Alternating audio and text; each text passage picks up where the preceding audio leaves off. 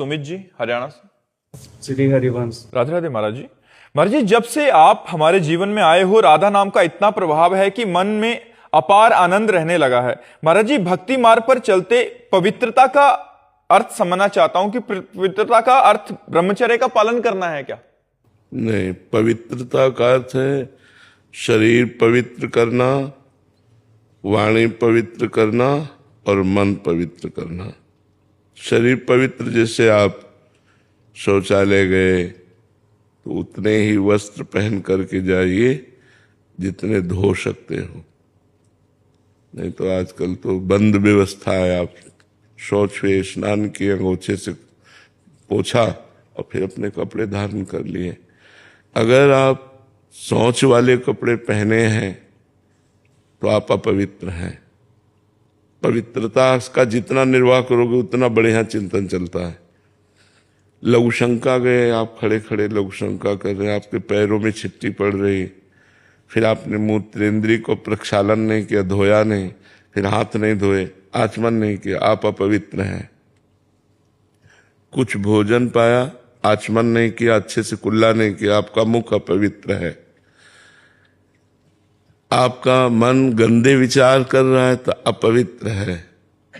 पवित्रता का निर्वाह जितना करोगे उतना ही अनुभव होता चला जाएगा।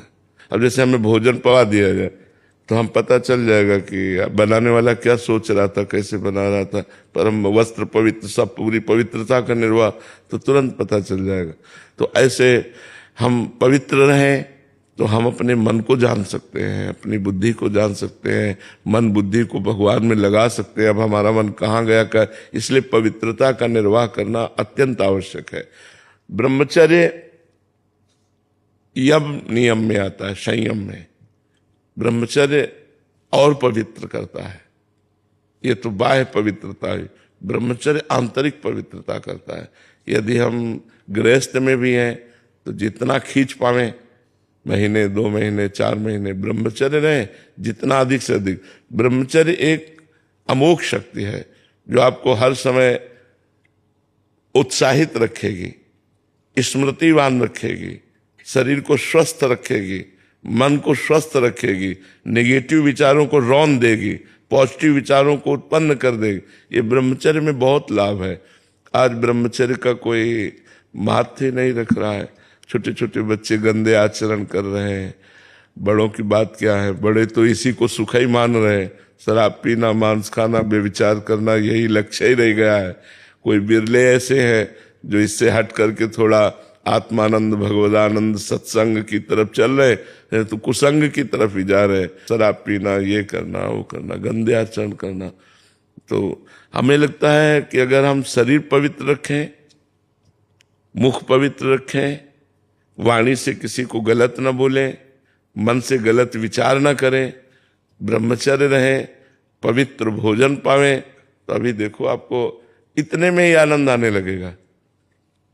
राधा नाम जपिए और इतना कीजिए तो इतने में ही आनंद आने लगेगा। अब आप हमें 10 मिनट छोड़ दें, हम चुपचाप बैठ जाए, बाहरी स्मृति खत्म हो जाएगी।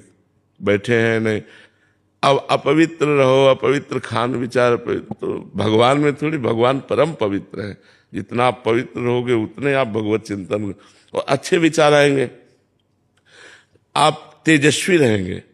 पवित्र, देखो हमारी किडनी खराब है, डायलिसिस होता है। आपको क्या लग रहा है मैं डायलिसिस मैन जैसा हूँ? एकदम जोशीले, उत्साह, एकदम फिट। संयम नियम से चलो, अपनी दिनचर्या और भगवान में चित्त को जोड़ो, तो शरीर माना पीड़ा युक्त है, कष्ट युक्त है, पर मन में आनंद है। और मन में आनंद नहीं है, शरीर स्वस्थ है, तो आप क्लेशित है। इसलिए सबको चाहिए पवित्रता का निर्वाह करना, उचित पवित्रता का निर्वाह करना। उन्होंने झगड़ा करो कि मैं क्यों छू लिया, ये सब पवित्रता का मतलब दूसरे को हे देखना नहीं है। दूसरे को हे नहीं देखना है, अपने को पवित्र रखना है, अपने विचारों को पवित्र रखना है। तो पवित्रता का तात्पर्य शरीर, मन, वाणी, इससे है जी।